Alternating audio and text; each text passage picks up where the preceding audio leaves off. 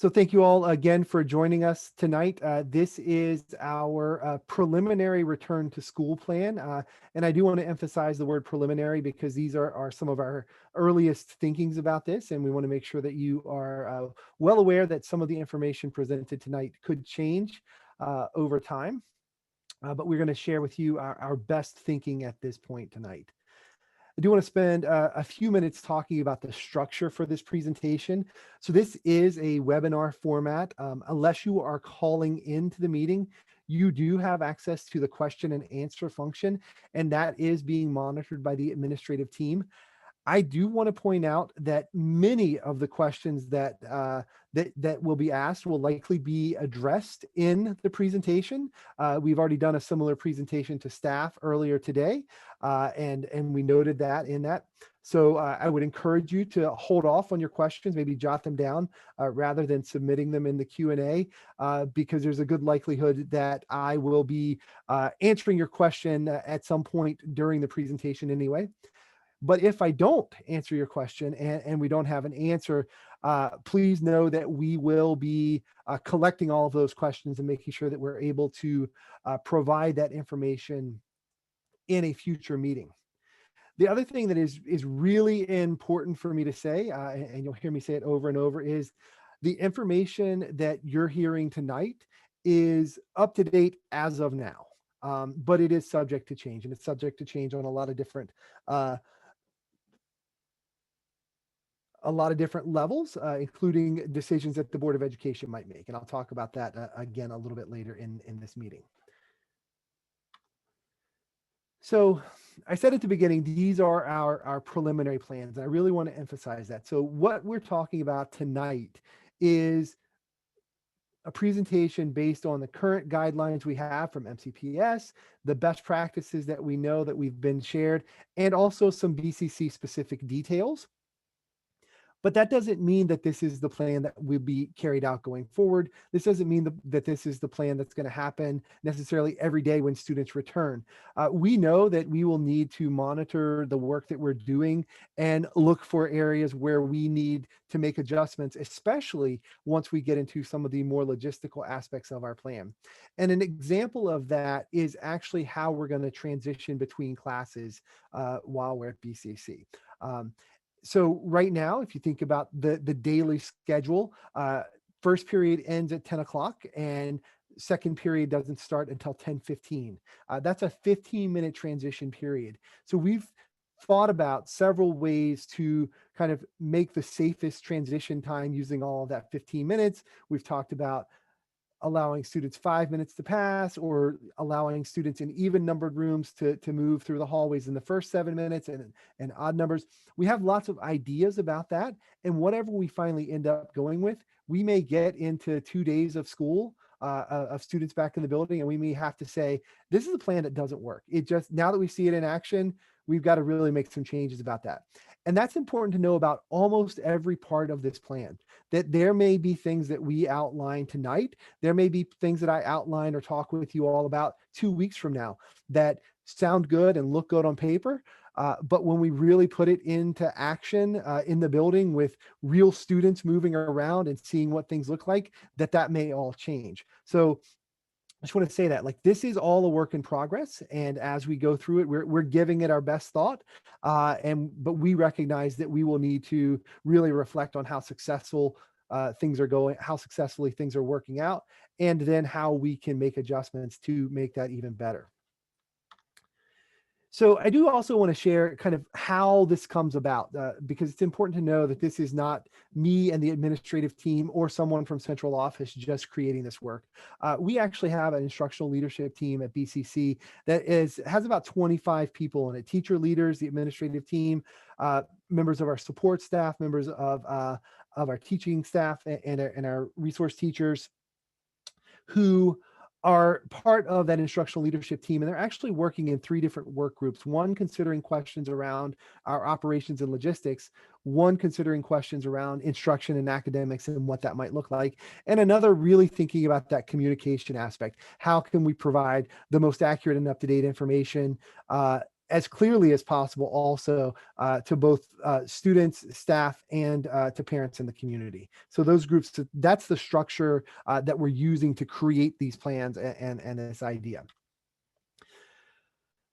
I also think it's important to start at the beginning with really some information that are things that I already know we're not going to be able to answer tonight. So the PTA had been collecting over the last couple of weeks um, ideas and questions from parents, and Miss Winnick was nice enough to collate those and pass those along to me.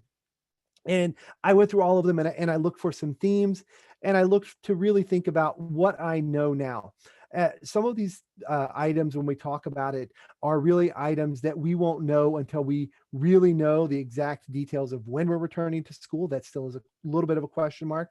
We won't know until we know exactly who's returning to school, because there's some opportunities for potential changes there.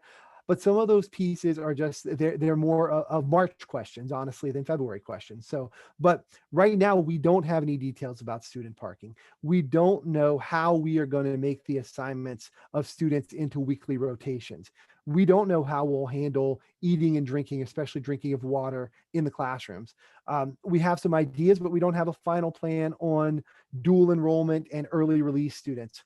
We don't know if there are going to be any enhanced technology needs that we will need at BCC when we have potentially 700 students and 120 teachers trying to access Zoom all at the same time.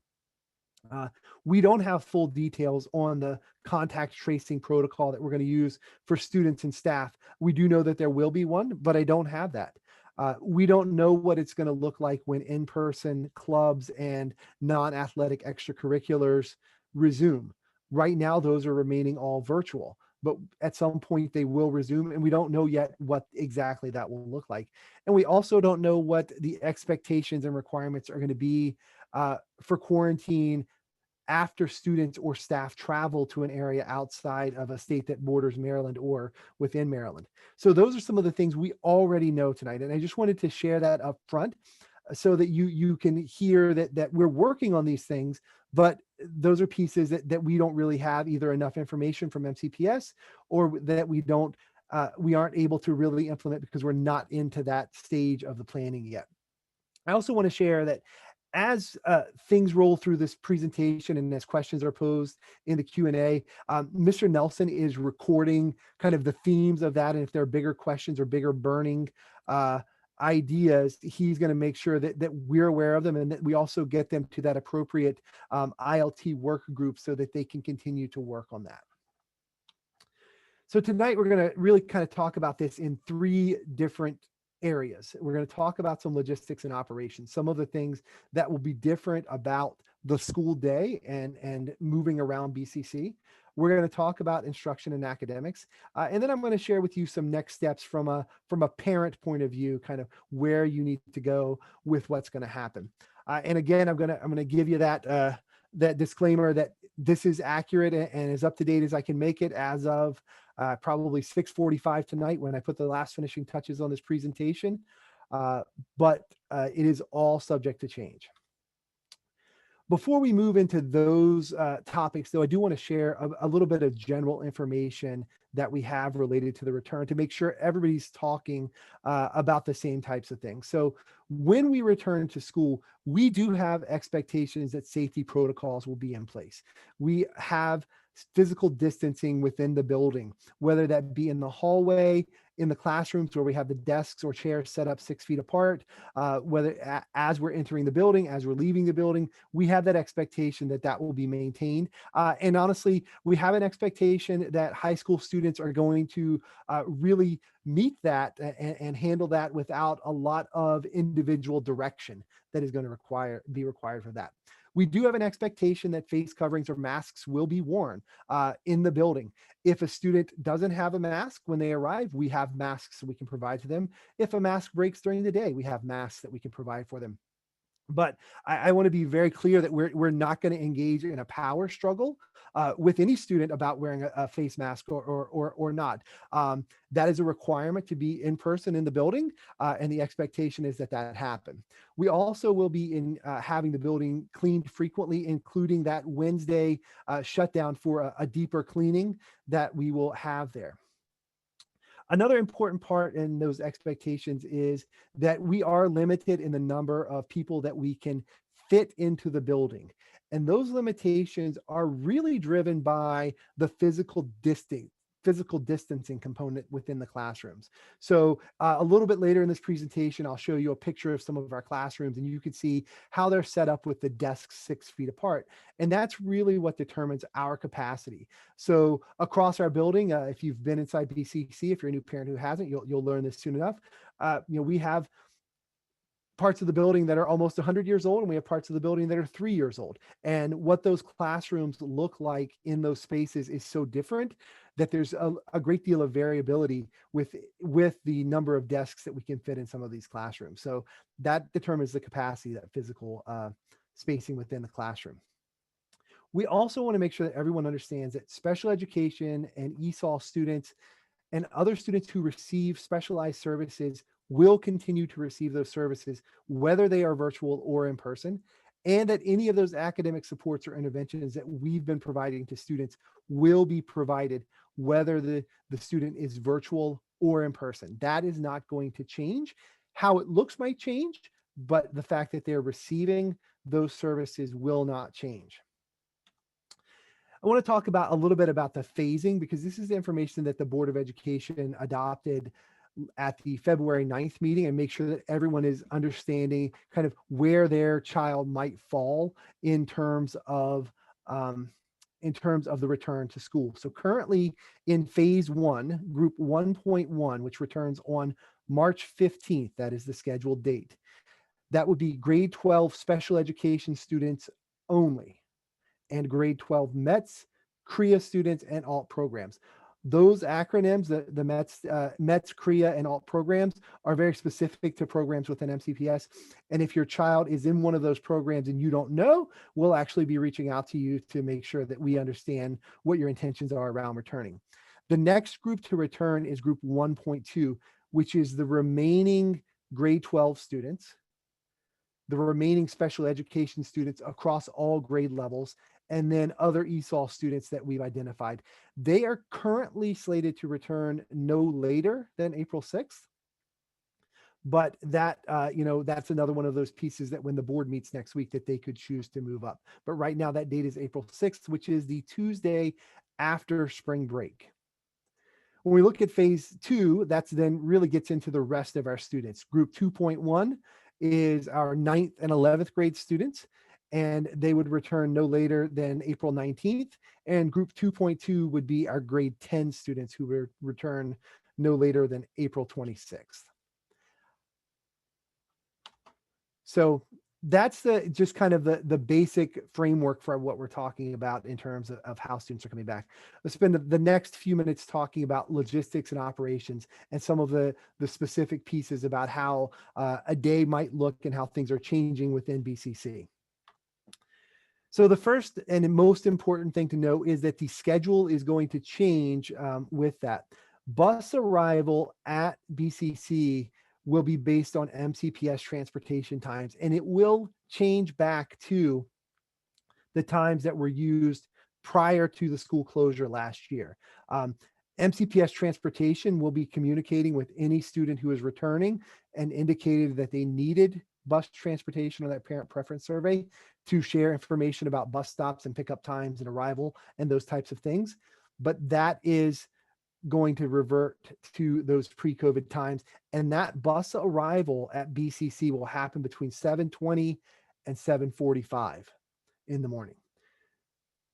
If a child is a student driver, and that's another piece, if you think back to those things that I said I didn't have all the answers for yet, we're anticipating having student drivers. I don't have a lot of details on that yet, or exactly how that'll look.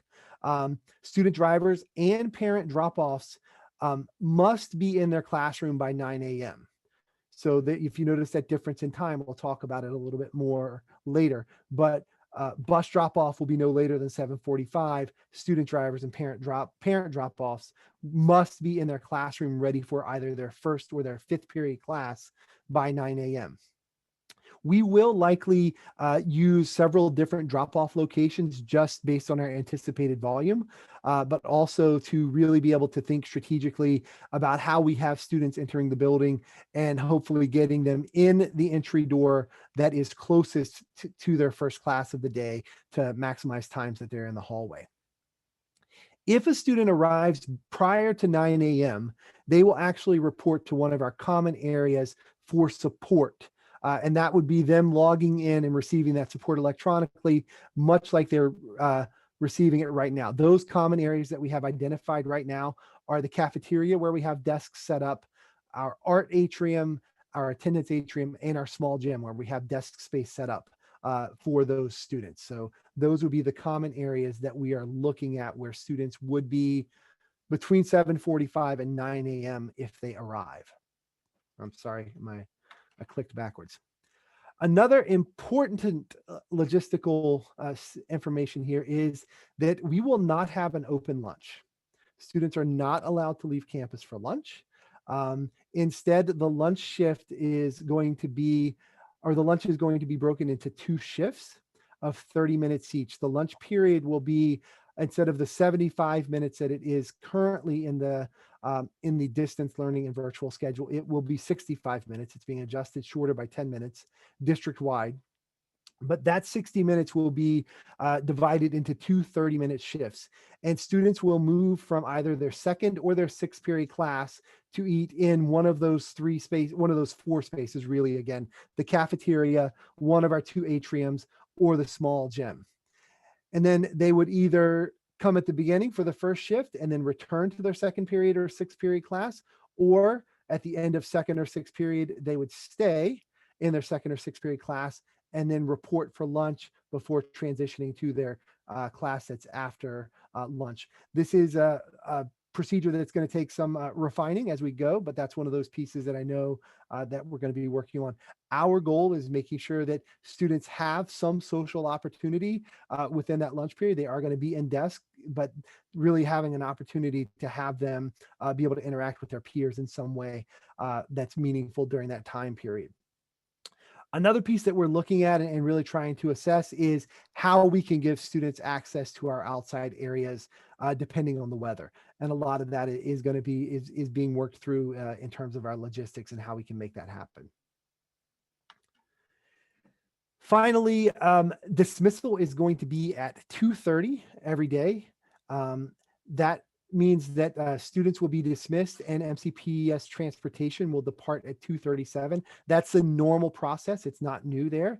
And then student drivers and parent pickup locations will be to be determined, are still to be determined. How we'll handle that in a way that makes sense from a traffic flow perspective will really need to work out. So we're still looking at those plans. Inside the building, there are some things that have changed and some important things to know. So the first is that our air filters have been updated and replaced. Because we had a renovation very recently, it wasn't much to do in terms of that, but everything has been updated and replaced. And MCPS is actually on their way of their second round through buildings now, just confirming that they have all of that in place. But we have been provided with the best air filters that MCPS has, and made sure that our staff know how to monitor those and adjust them as we need. In terms of traffic flow within the building, going back to what I was saying earlier, if you're familiar with the building at BCC, you know we have some very nice wide open spaces and we have some more congested spaces. There are some areas, some hallways, some stairwells that we have had to make into one-way stairwells and hallways. But in a lot of our spaces, we actually have the width that we're able to kind of divide it and have directional traffic. And our goal in that is to really minimize the amount of time that people are in the hallways being with possible exposure to anything that might be going on, and allowing them to get to their classes as quickly as possible. So those will more of those details will be shared when we do our orientation, which will be on March, which will be probably a video orientation as we continue to look through that. Uh, we do want to point out that our water fountains are closed, but we do have many of our water fountains that have water filling stations built in, and those water filling stations are open. We are encouraging students to bring water bottles with them on their own, but we will not have water fountains available for them, just those water filling stations.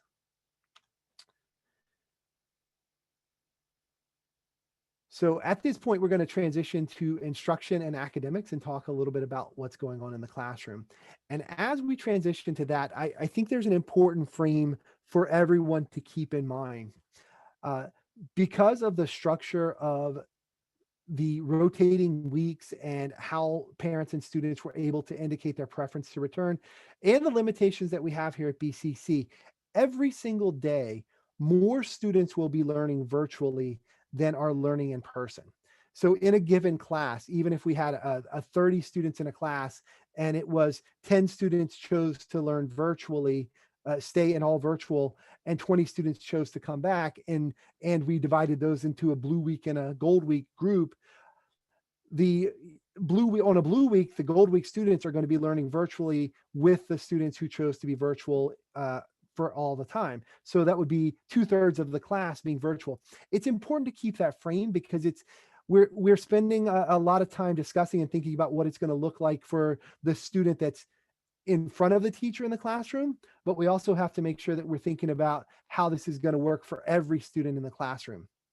And that's been a piece of an important part of our conversation about how we're making sure that not only the students in the classroom are getting what they can and the best, but that we're also not diminishing what students are receiving virtually during this process. So we will be dividing students into blue week and gold week rotations. Again, I don't have an answer to exactly how that will be done. We're going to do it to maximize the space that we have in the classrooms and to be able to make the best use of that. But that won't be done for another few weeks. We also want to I want to point out again that starting on March 15th, which if you go back to those dates I shared earlier, is before most of our students will be returning to the building, the student day will change back to 7:45 to 2:30. So those support opportunities that Barron's accessing teachers time that we've had in our bell schedule at the end of the day on A days, that's flipping to the beginning of the day now. Other support opportunities are flipping to the beginning of the day. The A day, B day rotation, though, will continue for the remainder of the year. And any weeks where there are 4-day weeks, which would include the week of April 6th, the Wednesday would not be a virtual day, a day of virtual instruction. It would be replacing the day that was missed in that week. So for example, April 6th is a B day. April 7th would be an A day because we missed Monday, April 5th. So it would be B day on 6, A day on 7, A day on 8, B day on 9. There's 3 more times during the school year where that happens after March 15th. So that's important to know. But the instructional time for the day will start at 9 a.m. and end at 2:30, which is a shift of 10 minutes earlier. Another important part of what will be happening in the instructional element is that for the most part, students will rotate through their daily schedule. And it's important to note that there will be some times and some instances where students don't rotate through their daily schedule. Could be for a variety of reasons. It could be because a room is over capacity and we have to have an overflow room. It could be because we have to consider the accommodations that a teacher might have. But for the most part, primarily students will rotate through their daily schedule. We do want to share some different expectations for students in terms of preparation. We do have the expectation that students would arrive on time. Now, it might be easy to sit and think that that's not any different than what we would have in a normal setting, but we are confident that when we have a teacher engaged in instruction and students engaged in instruction, whether that's students engaged via Zoom or students engaged with the teacher standing in front of them, that a student arriving late and needing to go through the process of getting logged in and getting up to speed, could be a much more disruptive process than it is in a normal setting. We do have the expectation that students will bring their Chromebook or their device that they've been using to access Zoom lessons. With the setup of the classrooms, we will not have the ability to charge those on an ongoing basis. So if they have a device that requires them to be plugged in all the time to be using it, we are encouraging people to get an MCPS Chromebook. You can do that at 45 West Goody in Rockville. Uh, if you don't have that, we also are asking that everyone bring their charger because there will be opportunities to plug in. For example, during lunch, you could plug your Chromebook in and leave it in a classroom there. We also are really making a recommendation that people try to use MCPS devices.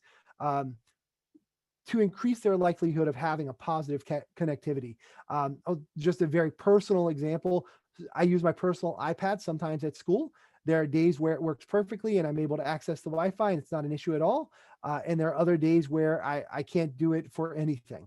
The other piece that goes with that that's important is our technical support can't really help with a personal item. So the technical support, whether that be through Mr. Baskowski in the media center or our information technology support specialist, they're responsible for supporting MCPS devices. So we just make that note. We also ask that students bring paper and a pen or pencil for use in the event of technical difficulties. We don't want to spend a lot of time troubleshooting if something happens and a student gets locked out of a computer during the middle of a lesson. We'd much rather be able to have our teachers prepared to do a quick pivot with the student than have to really try to troubleshoot all of that technology in the moment so that we don't lose that.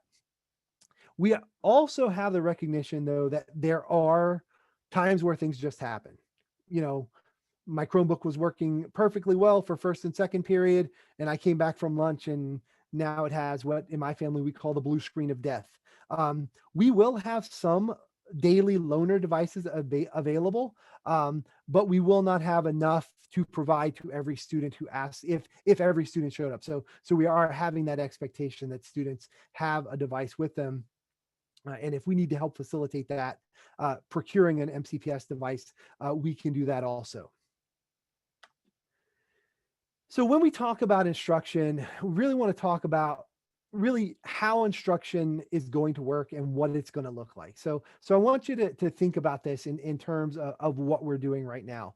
I am in an office right now, but I could be in a classroom, and I am interacting via my computer screen with 274 people who are on this Zoom webinar, but there could be 7 people sitting over to my left in desks who are hearing the same thing. They're engaged on a Chromebook in front of them, but they're in the room with me. So we're looking at teachers being in the classroom with their assigned students. So we might be talking about, an Algebra 2 class that has 20 students connected virtually and 12 students sitting in front of the teacher, hearing and engaging both through what they're hearing in the classroom, but also through Zoom. So it's going to be a little bit of a hybrid model when it comes to that.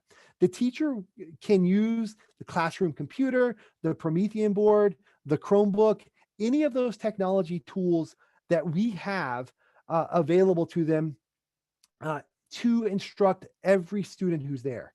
And that's the virtual students and the students who are there in person. And we're going to be working with our teachers. One of the pieces that we've already started putting together is really a look at how we can make sure our teachers have an understanding of the instructional strategies and moves that they need to use to equitably engage both sets of students and how that could look in a classroom. And I want to say that we are well aware that this is going to be an imperfect start to this.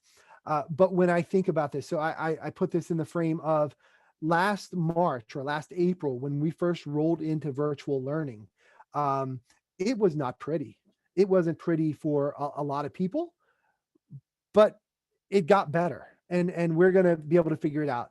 And we're going to have those strategies as much front loaded as we possibly can, because we know that this is coming.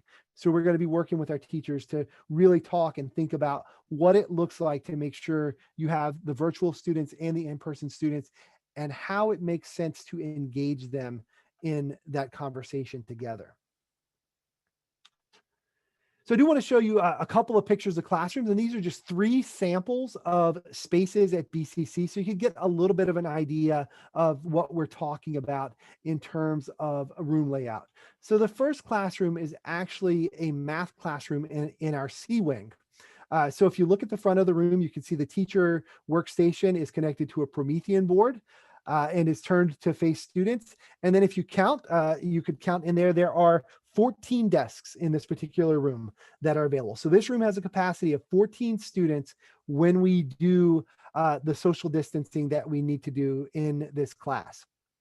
So that's an example of what it would look like in a math classroom. And essentially that's what it would look like in any of our B, or C wing classrooms.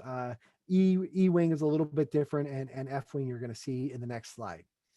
So in our F wing, which is our newest wing, there are a couple of different setups, and a lot of these rooms are large classrooms. So for example, the one on the left is one of our computer labs on the 3rd floor.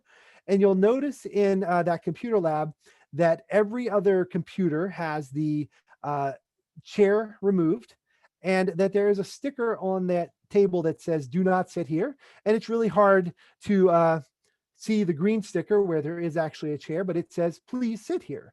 And we have that labeled, and it's hard to see also in the picture. I apologize for the bad angle of it, but if you notice, across from the green sticker is a red sticker you can see on the edge. So students are diagonally separated and horizontally or vertically separated, whatever the correct way to look at that would be.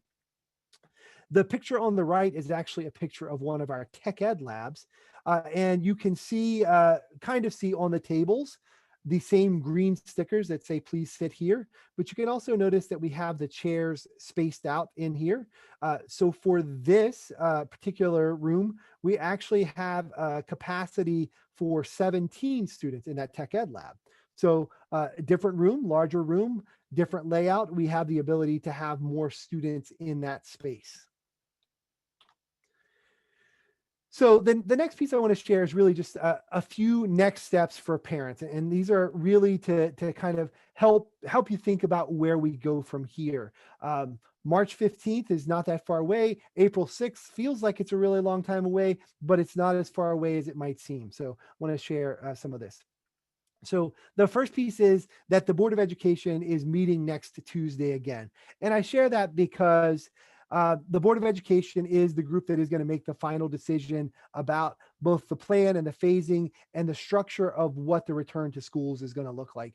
So it is possible that everything I have shared with you tonight would remain and be right on track after the 23rd. And it's also possible that significant chunks of it will need to be readdressed. So it's important for you to know that. I also want to make sure that I point out to you some changes to the instructional calendar that were made at the February 9th board meeting. The first is that March 8th is now a non-instructional day for students.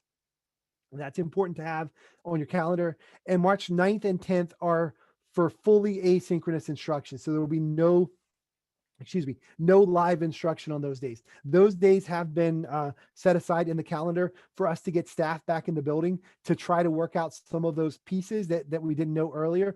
For example, what happens when we try to run 140, concurrent Zoom meetings at the same time in our building? What are we going to do? Are we going to crash things down so that we have a little bit of time? So those days are set aside for that. And that's just important for you to note on your calendars. The other piece that's an important thing that's coming up is next Thursday after the board meeting, I will be sending to every parent a reminder of what you indicated on the parent preference survey. So you will get a letter via ConnectEd from me that says either you chose partial in person, you chose virtual, or you did not respond. And then there is a very brief period of time through Friday when you can contact the school about how to change that. And those steps and directions will be in that letter that you get on the 23rd. There's no need to do anything about it right now, but those steps and directions will be in that letter on the 23rd. So what that means is that there's some interesting pieces that go with this. So BCC, I consider us to be very fortunate. We have about 58% of our students who want to return to the building, which is the second highest raw number of any high school in MCPS, 1,347 when I looked earlier today.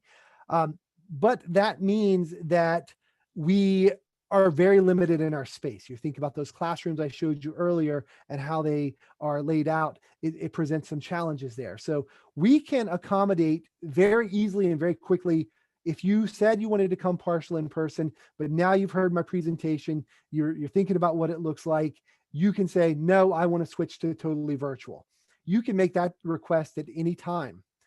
It is important for you to know that we can't reverse that decision later. Because that is a part of our planning process, and how we staff the building and how we have the students moving around and how we decide who's on a blue week and a gold week rotation. All of those pieces play into that factor. So if you requested partial in person and you decide you want to be virtual, you can make that decision at any point, but we can't reverse that easily. If you chose virtual, or you didn't choose anything at all, and now you've thought about it, or you've thought about where we are in the school year and what current mitigation efforts and vaccination efforts look like, or you've heard this presentation and you think, I think that could happen. You can make that request, but we cannot guarantee it at this point. Right now we are at maximum capacity in terms of that. There is a form that I provided in the weekly bulletin that adds your child's name to the wait list. And that actually timestamps it for us so we know the order in which they come in. And then once we get into the process of the planning, if we have someone drop out of partial in person, we know how we can look at moving people back in that chose to move from virtual to partial in person. All of those requests would need to be made by the end of the week next week, because between March 1st and 12th, there's a blackout period on change requests. And that is to allow us at BCC to really finalize our plan and make decisions about what things are going to look like. And it's also to allow MCPS transportation an opportunity to finalize their plans. So that's important for them to be able to do that also. So that's important information about that parent preference survey. There will be a pretty tight timeline on the turnaround for making that request in order for us to be able to either honor a request to change to virtual from partial in person, or to record your preference to move from virtual to partial in person. So at this point, I am done. I'm going to transition. I'm done with the formal presentation. I'm going to transition in a second to hearing from my admin team to see if there are any themes of questions that we might be able to come that they know that we've already talked about. But I do want to leave you with this. You can reach out to us at any point. The best way to get questions and get the fastest answer is actually to go through your child's grade level administrator. So if you have a 9th grader, it's Miss Adamson. If you have a 10th grader, that's Dr. McGarwa. 11th grade is Miss Sutton. 12th grade is Mr. Levine. And then if you have an ESOL or an IB specific question, you would reach out to Mr. Nelson. So we're going to pause the presentation, or I'm going to end the presentation at this point, and I'm going to ask my team to share with me if there were any themes of questions that they know based on all of our conversations we already have, or things that I might need to reiterate at this point. Hi, Dr. Mooney. This is Mr. Nelson. So I'm not sure that we necessarily have anything that we need to reiterate, but I will go ahead and give a couple of themes. We spent a good amount of time in direct logistics when it comes to the operation of the day, which is where will students go, who will be in front of them, how do the times specifically work. One I did want to give voice to is there is currently a 10-minute gap between the reported end of the day according to our schedule and when the schedule is, so it's a 2:30 and a 2:40 time. On one of the days, there's a gap. We're aware of that. So I didn't know if there's any information to share, but I know that's one we're going to look into. So there will be a shift in the bell schedule. It hasn't been shared out yet by BCC, but the bell schedule across all high schools will shift Again, then the student day will shift 7:45 to 2:30, whereas now it ends at 2:40. But it will shift to 2:30 for the end time. And that's where, if you think back, I mentioned the lunch shift is 10 minutes earlier or 10 minutes shorter. It's going from 75 to 65 minutes. That's where that 10 minutes comes from. We get that 10 minutes from there. When we were talking about filtration and the air in the building, we definitely had a number of very specific questions. So I wanted to draw attention that we had a number of parents that were inquiring about that. That information we know is still forthcoming to us. So it's noted in the notes so we can come back to that and communicate as it comes in.